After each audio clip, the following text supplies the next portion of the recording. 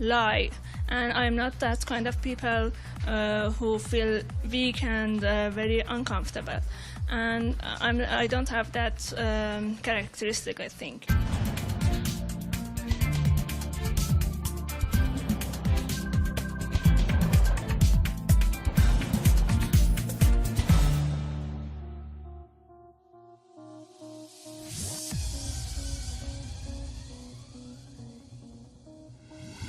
Ali, thank you so much for telling us how the people feel, or should I say showing us how the people feel. Now, you know, everybody lies, but few understand what lying is, what it does, and how to stop it. So here is Dr. Graham Music to tell us more on that topic. Why do people lie exactly? There are special circumstances. Hello, doctor. Welcome to the show. Hello. Very, very nice to be on your show again. It's our pleasure. Doctor, let's get right to it.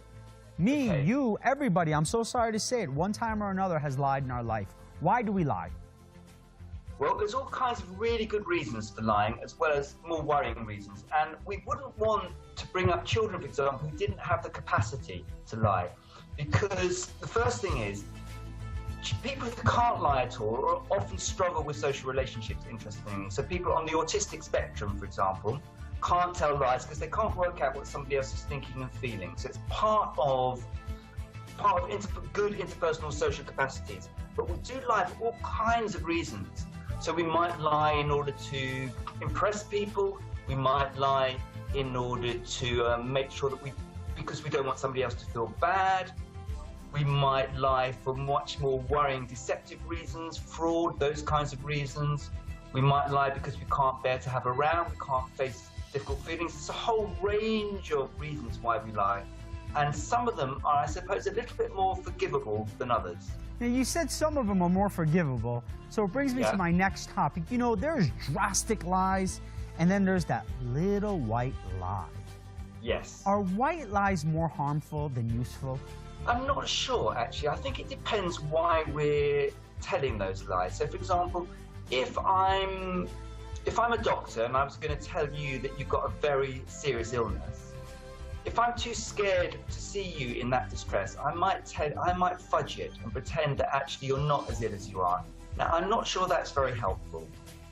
On the other hand, if, for example, you were in love with somebody and at risk of a serious psychiatric breakdown because you're falling apart, and I knew that the person you're in love with was seeing somebody else, would I tell you or not? So these are really interesting questions. Would I actually be protecting you in the first situation from something you could face, and in the second situation from something maybe you're not capable of facing? So I think there might be circumstances when we do need to be slightly less than honest. But it's a question of degree, and it's a question of thinking about the motives as well. That's a great point.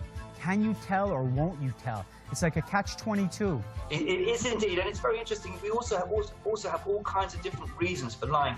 Even kids, for example, if they're told not to do something, but they're told they'll be punished very severely if they don't do it, if they do it, then they're much more likely to lie if they do this thing, like touch something they shouldn't touch, because they're fearful of punishment. I don't blame them necessarily. If they've got kinder, more generous parents who say, okay, you shouldn't have done that, let's think about why you did it, I'm not going to punish you, they're more likely to tell the truth. So sometimes there's also interesting and possibly not such terrible motives for telling a lie. Well, it's very unique. Let me ask you a question, doctor. Does lying actually affect your brain or your body in any shape, way, or form? Interesting. Maybe more to the point, for many people, our bodies react differently if we're lying or telling the truth. And it's partly why people have attempted to use these devices called lie detectors, which measure things like the sweating in the skin, your heart rate, these sorts of things. Because we tend to speak differently when we're lying.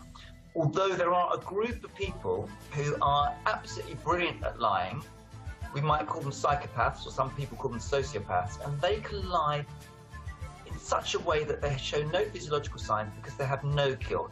So for most of us, lying will have an effect. It will raise stress levels. The symptoms that I described, sweating, higher heart rate, fidgeting, those tend to come with high levels of stress.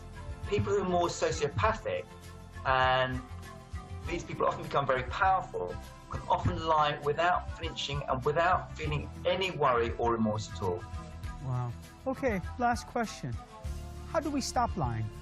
Well, I think the first thing we have to think about is when is it appropriate to tell the truth and when is it appropriate to tell a lie, and how do we go about it. But I think in order to stop lying, we have to feel good enough about ourselves and our relationship to the truth. So I will lie to you if I want to impress you and I don't believe you'll like me enough without lying. If I can feel better about myself, I won't need to lie. And I think that we can take that kind of idea into a whole range of other walks of life. We're more likely to stop lying if the truth is acceptable. So actually, we can help other people not lie by showing that we can bear the truth.